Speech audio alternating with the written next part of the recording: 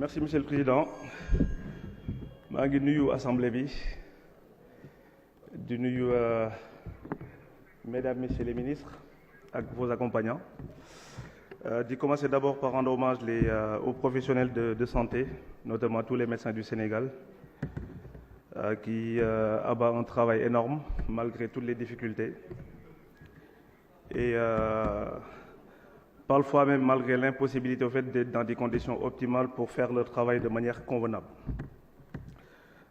Madame le ministre,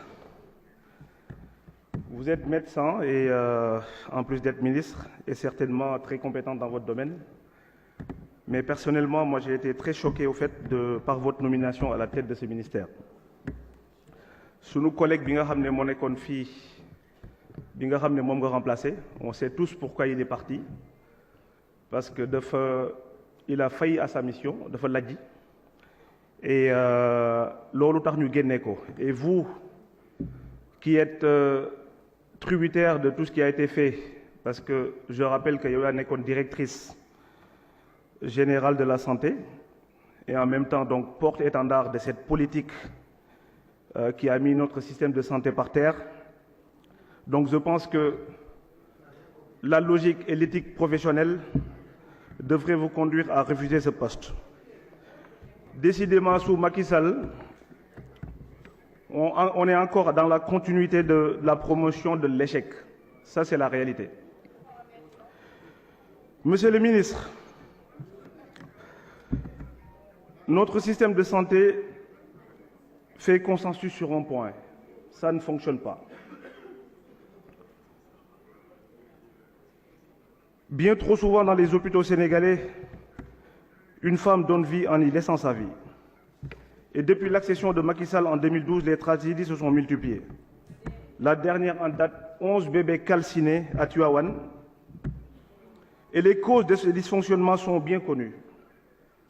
Plateau technique vétuste, manque drastique de ressources humaines et soignantes médicales, déficit d'innovation, de gouvernance défaillante à tous les niveaux. Madame le ministre, quand est-ce qu'on aura une politique sociale pour les handicapés?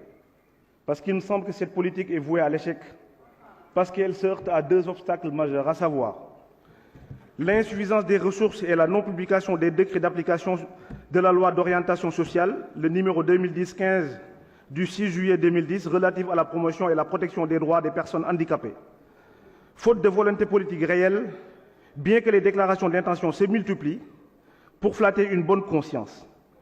Mais sachez, Madame le ministre, elles ne sauront pas masquer la réalité.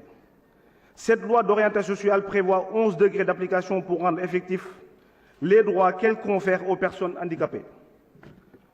En 10 ans de gouvernance, votre gouvernement n'a publié que 3 décrets sur 11. La fixation des modalités d'application de l'emploi de 15%, les personnes handicapées attendent toujours.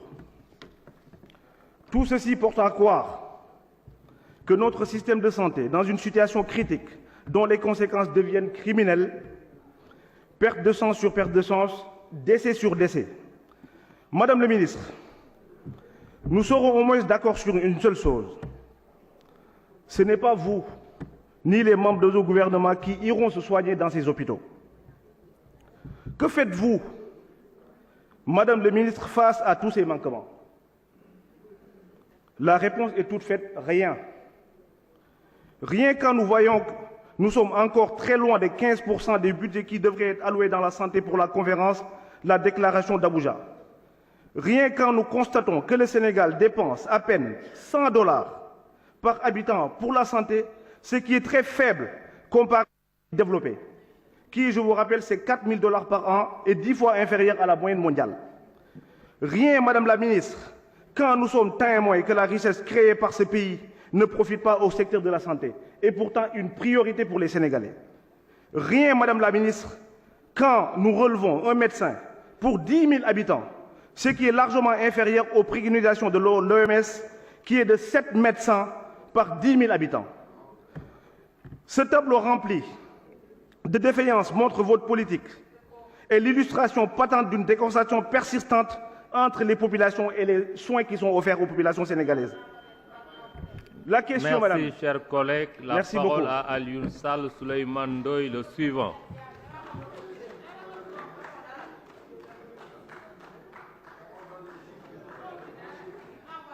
Alioune Souleymane Ndoye, vous avez la parole.